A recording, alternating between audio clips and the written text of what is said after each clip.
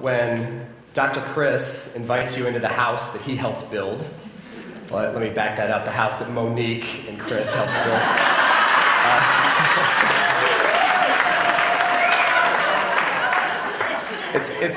It's kind of like no pressure, right?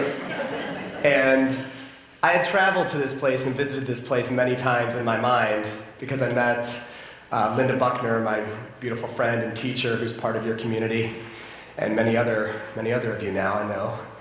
And I know the vibe coming out of this place, out of these four walls, was very special. And I see images on Facebook, but it's still not quite the same, you know? So you have pictures in your mind of what this could be and how it's going to look.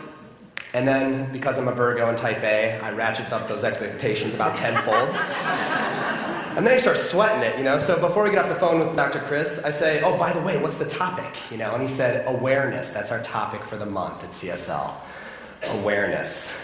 And I said, I got this, Dr. Chris. And then immediately I was like, what do I know about awareness? What do I know about awareness? So this is pretty entertaining because I walk around my house, I grab a snack, I go sit down at my desk, and the sign is actually literally hanging right above my desk. And the picture doesn't do it justice, but the sign's about 4 feet long. It's right in my face.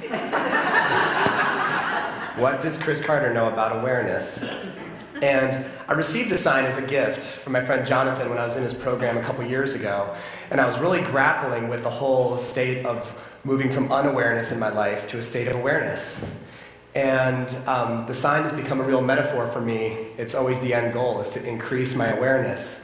And I think at this point, I must be so in that state, or trying to pursue that state on a regular basis, that I could forget that these signs hang right above my desk. And so my goal here is to first differentiate between unawareness and awareness.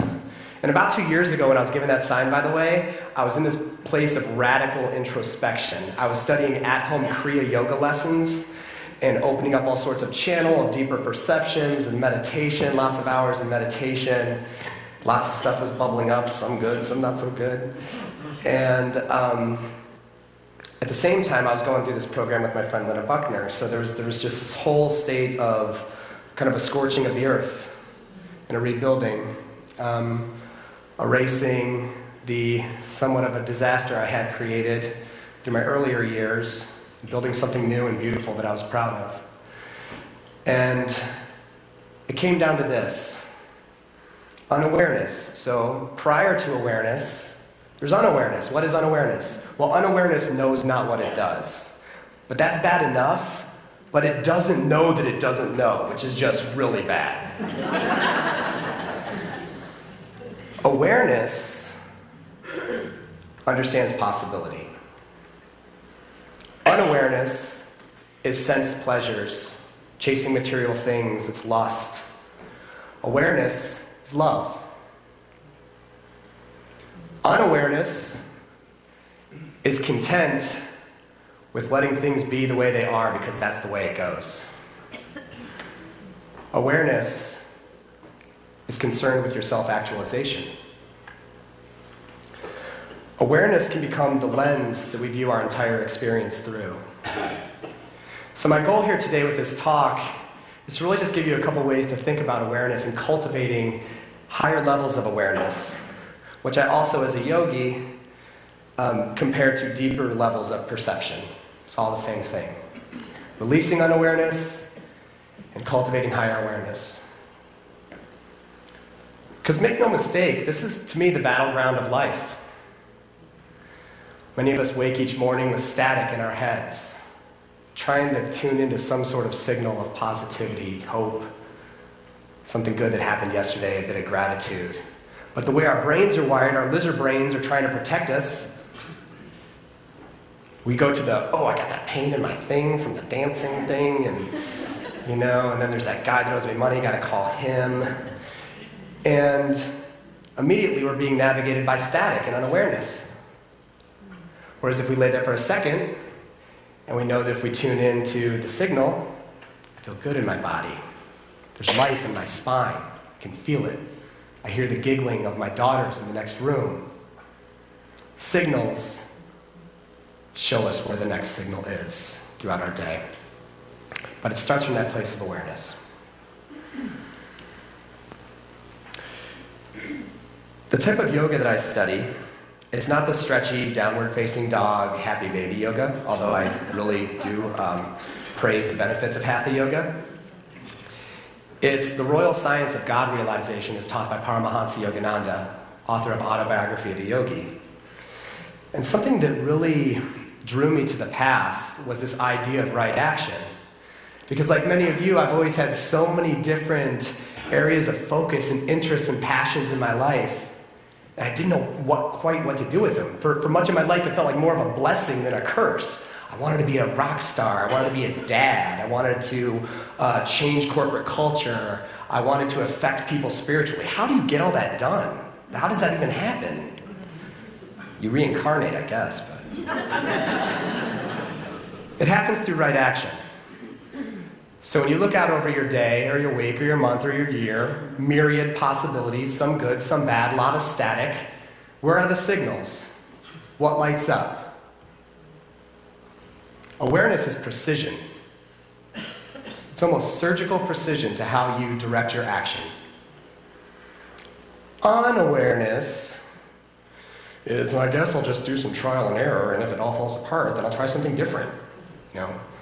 That worked very well for the early part of my life.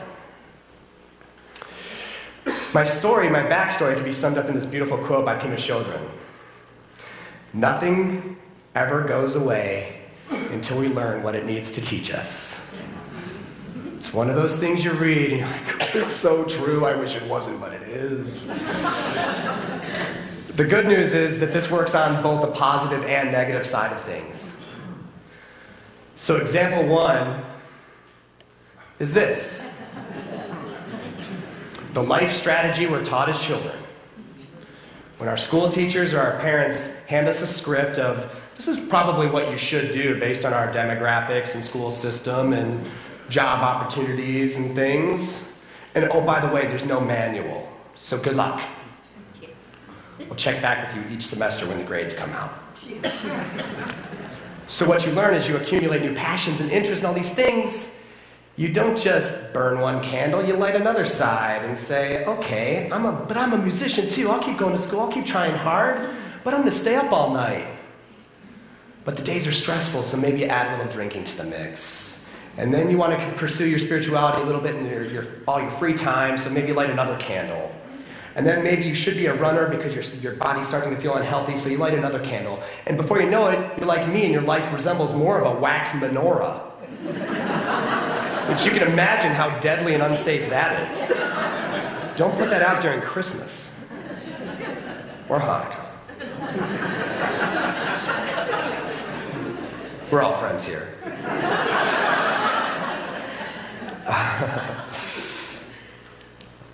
So, where do we go from here? Where does this lead us? It only leads us to a place. It's no mystery.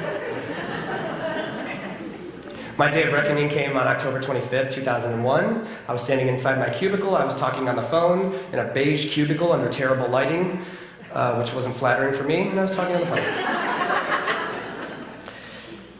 And then I realized I had a moment of awareness that I didn't know if the person had called me or if I called this person. That was clue number one. Clue number two was my coworkers could tell I looked confused and kind of disoriented, so they said, hey, do you need to sit down? Are you okay? And I thought, yeah, who are you? Number two. And I started exhibiting what looked like aneurysm-like symptoms. So I was immediately rushed over to a hospital in Santa Monica, California.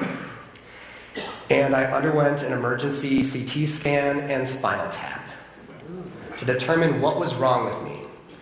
One thing's for sure, I didn't want to die in a cubicle. I didn't want that to be my last hour on Earth. My young wife at the time was there, and as they were administering some of the anesthetics to insert the spinal tap needle, I didn't respond well to it, and my vital signs completely bottomed out, and they almost lost me. And everything got very real. Very, very real. This moment came back to me later this week, earlier this week when I was in Costa Rica leading a retreat, and I had read a note that my 9-year-old daughter had written me, and it all came full circle that she was conceived 2 years after I almost bit it in a cubicle. So the journey and the path to get where I've gotten is, it's not lost on me. And what did it do? Well, apparently I made it. I survived. The symptoms that I was experiencing were the precursors to debilitating migraines. Instead of seeing halos and hearing sounds, I was just having these brain misfires. It would happen more often later on when I was shopping with my wife. She'd come up to me at Target and be like, well, am I here with you? Okay, cool. She'd take me home. But I knew I had to get serious about how I was structuring and living my life. I had to start blowing some of those candles out and start integrating all of my different aspects. And what that started was a 12-year journey now of radical awareness. So I came clean to my wife about all my terrible habits, the depths of my self-loathing. I had moved out to LA with my band. The music was forced and sterile and terrible, and I hated it, and I hated them, and they hated me. So I came clean about all that. Started writing some positive songs. Started eating well. Started walking. It's turned into running, which turned into marathoning. And last year, which is really interesting, the company I work for actually brought me back to give a talk on meditation, on culture, and on telling my story.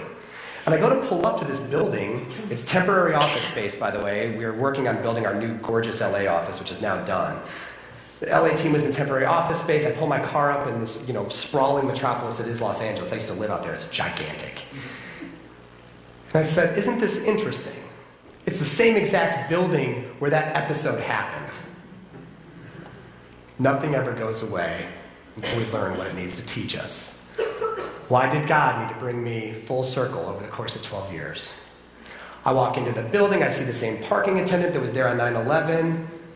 I see the same artwork hanging on the walls. It used to be MGM Plaza, which turned into Yahoo Plaza, now it's temporary office space. All this history happened while I was gone. And I see the elevator I used to get in, and I was like, I've changed. Thank God, I've changed. I was a miserable little punk when I used to walk into that lobby. Miserable. Hated my gifts and talents, hated the prescription of going to get the degree to sit in a cubicle to blah, blah, blah, blah, blah, blah, blah. I just resisted all of it. Was almost so determined to resist it that I was willing to take myself with it. So when I gave the talk that day, it was pretty emotional.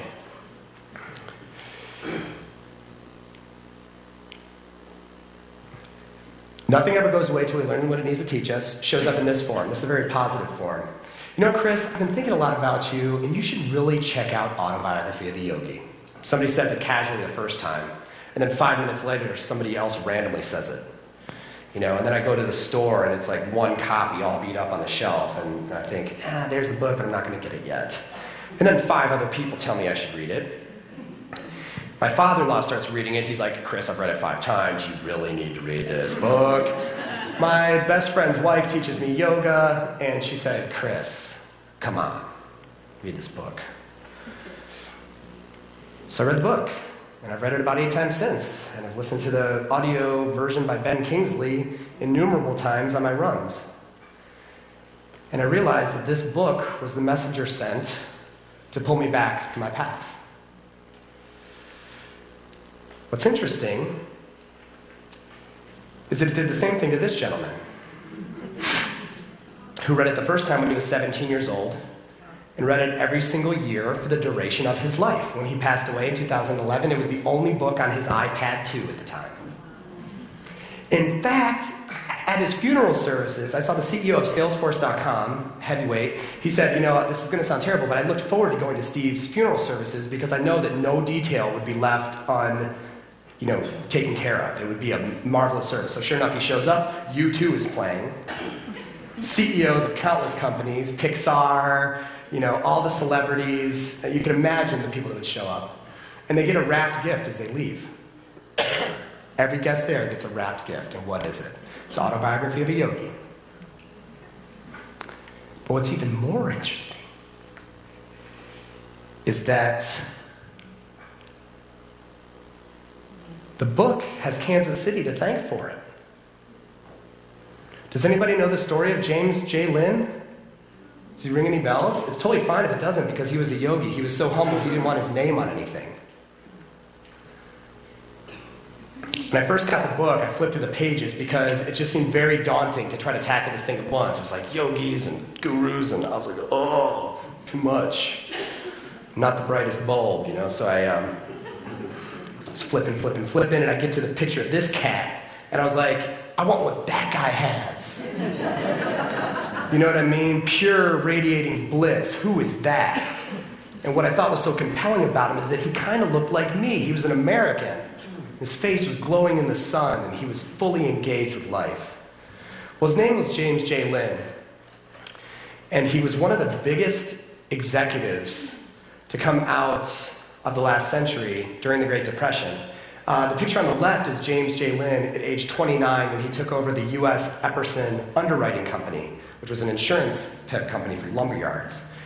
He then got into railroads and banking. He was essentially one of the biggest business magnates of his time. So here's a couple quotes about James J. Lynn. So, one of Kansas City's most remarkable stories of individual brilliance and achievement, KC Times. One of the most sensational American success stories. The scope of his activities imply that he is one of the busiest executives in this part of the United States. People who like the ring of the term business empire could put him in the empire class. All Kansas City. And yet, he's the most advanced disciple of Paramahansa Yogananda. 1932, Paramahansa Yogananda rolls into town, fairly unknown speaker, strange little yogi guy from overseas, an Oriental as they used to call him. And he sets up camp, I know I'm going to mess this up, at the Anatheum Auditorium. Does anybody know that word? Anatheum. What you said. You got me. That place. And he speaks for 12 nights straight, all free lectures, just various topics. And then the turnout is so incredible, he adds another 3 nights. He speaks for 15 straight nights in January 1932. And who should roll through but James J. Lynn? He's restless. He's paying the price for all of his early success in life. He's already wealthier beyond anyone's wildest dreams, but he cannot sit still. He is jittery, he is tense. He meets Paramahansa Yogananda. Paramahansa Yogananda basically recognizes him as somebody that has been sent as one of his most advanced disciples. He said, they told me you would come.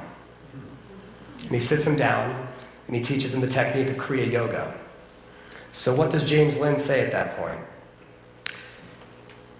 He said, life boils within my spine. This is the technique I've searched for. I have found God. And during my own initiation last fall, the monks told me some candid stories about Rajarsi Janakananda. By the way, James J. Lynn, his spiritual name is Rajarsi Janakananda. He is known by millions worldwide that study the type of science and meditation that I do as a saint. He is Saint Lynn or Saint Rajarsi Janakananda. Or unknown businessman in Kansas City. Which is interesting, right? Because unlike Steve Jobs, James Lynn took all of this back into his businesses, into his cultures, into his dealings with everyone. He donated countless things to the city, but refused to have his name put on them. He had no use for ego. Interesting, right? Swope Park, a lot of University of Missouri, Kansas City, a lot of those buildings, James Lynn buildings. But just no interest in leaving that type of legacy. His legacy's here. So So what did Paramahansa say about James Lynn? One of Kansas... Oh, wait. No, we already got that one. Got it. I've never seen him when he is not inwardly communing with God. He has attained in samadhi the grace of unshakable peace. I think it's evident in that picture from Autobiography of a Yogi. In St. James and in a number of other Occidentals, I happily see a fulfillment in the prophecy that the West, too, would produce saints of true self-realization through the ancient yogic path. And I just love that James shows up in his suit and sits right down next to his master the second he can, because he's home again. And out of all the gifts that Rajarsi Janakananda gave the organization of Self-Realization Fellowship, he surprised Master Yogananda with a new hermitage overlooking the bluffs of the ocean in Encinitas, California. That's where the book Autobiography of a Yogi was written. I visited that place last year, and I got to see, I had no business being there on this day, and a nun could see that I was troubled, and she somehow got me in to see the room where the book was written. Amazing. It doesn't even do it justice. Falling to your knees and sobbing and thanking everything and everyone is more like it. So the role of this gentleman in the dissemination of some pretty profound wisdom, uniting the original tenets of original Hinduism with original Christianity, making yoga and meditation accessible to Western cultures. So interesting that it was helped so thoroughly by a Western businessman. His whole fortune at the end of his life went into preserving the Self-Realization Fellowship. So after Yogananda left the body, Rajarsi Janakananda became the president of the organization and then set up a trust fund that carries the organization to its present day with millions of members across the world. Cool, right? Because it just reminds me that if we're aware, maybe spiritual giants walk among us right here in Kansas City or in Akron, Ohio, where I live. Another city, kind of like Kansas City's younger sister, where you tell people, they're like, where do you live? And I say, oh, I live, they hear the way I talk or dress, and they think, oh, you used to live in California? I say, no, I live in Akron. They're like, you live in Akron? And my first response is, no, punk, I thrive in Akron.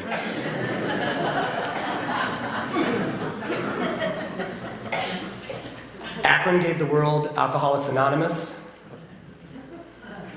Kansas City gave the world Rajarsi Janakananda. It's pretty big. The love for these two gentlemen accomplished incredible, incredible things. And if you haven't read that book, I'm not going to beat you over the head with it, but it's really good.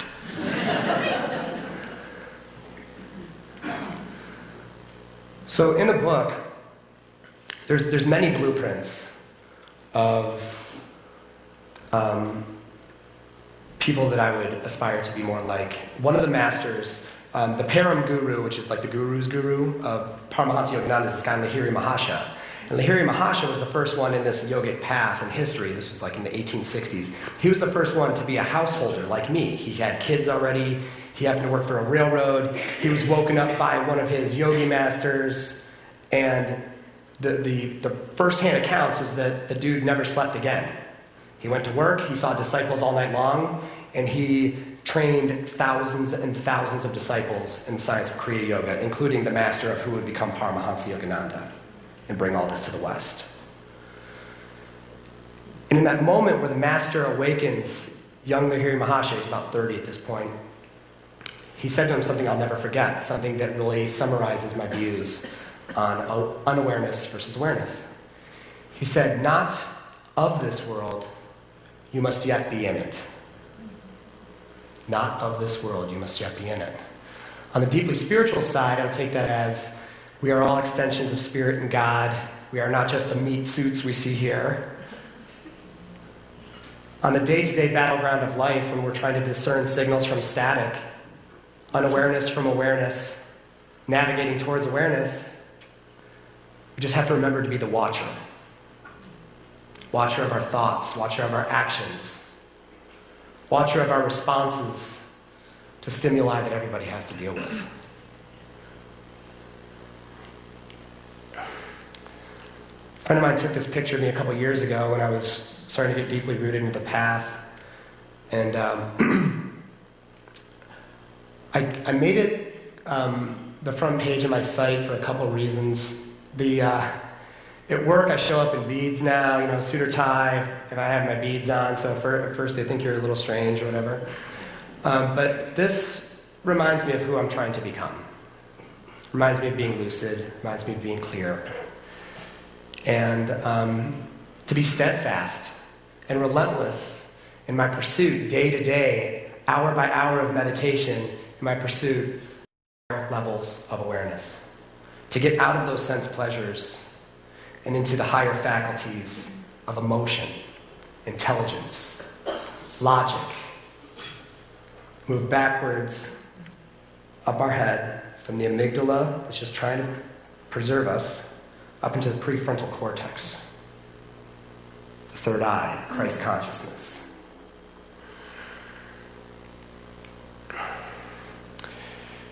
To attain this level of awareness, we have to be humble. This was a hard one for me. Humility is not easy for most of us. The people that it comes easy to, I'm truly in awe of, and those are the people I follow. Rajarsa Janakananda being one of them. If I had 7 companies and millions of dollars or billions of dollars in today's currency, everybody would know it. My name would be on everything.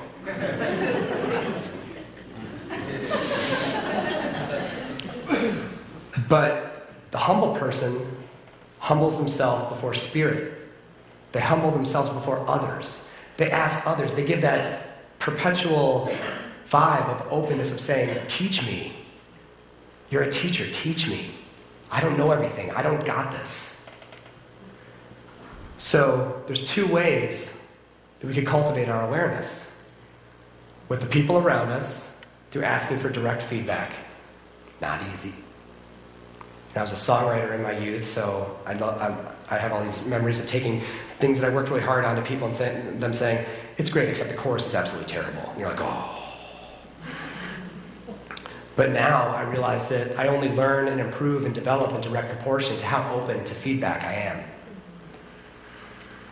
The second way is the longer way. It's through self-perception, spiritual practice, meditation. Quieting yourself down just long enough to hear the truths bubble up inside of you. Being humble. Being comfortable in silence, in stillness.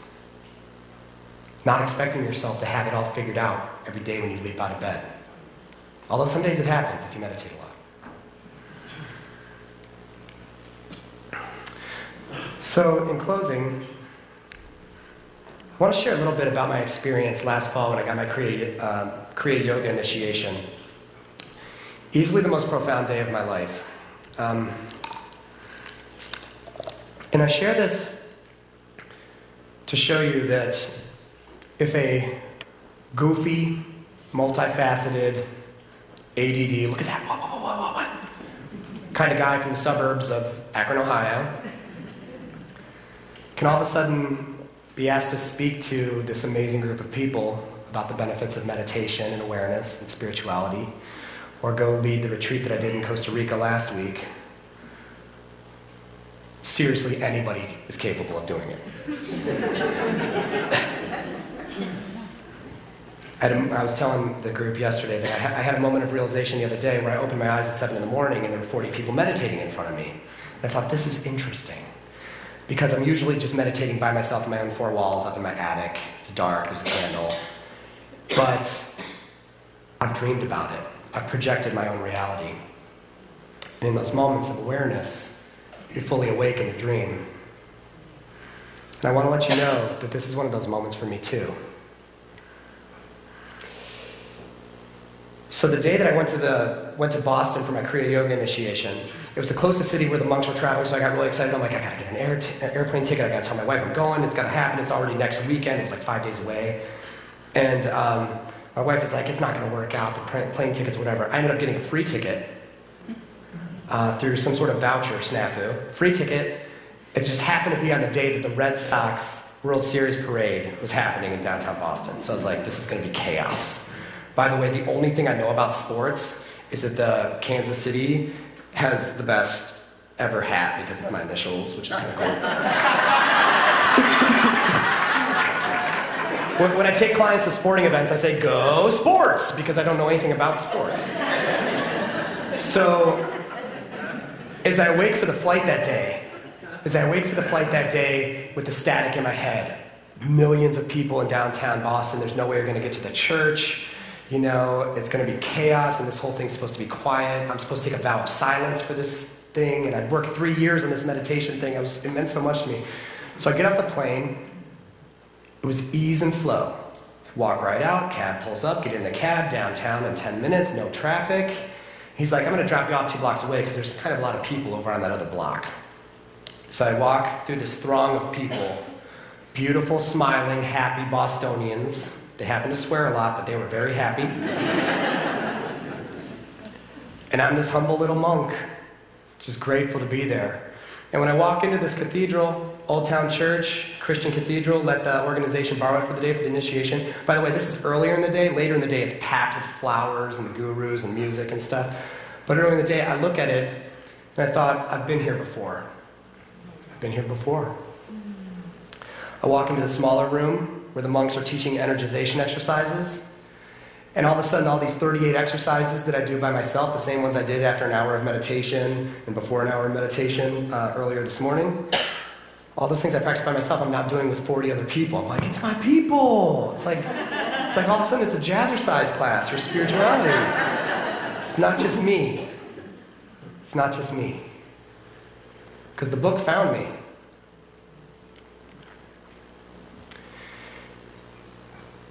And when the monk takes rose petals, showers you with rose petals, takes a handful that are blessed by the master, puts them in your hand, gives them to you, and gives you your dishka,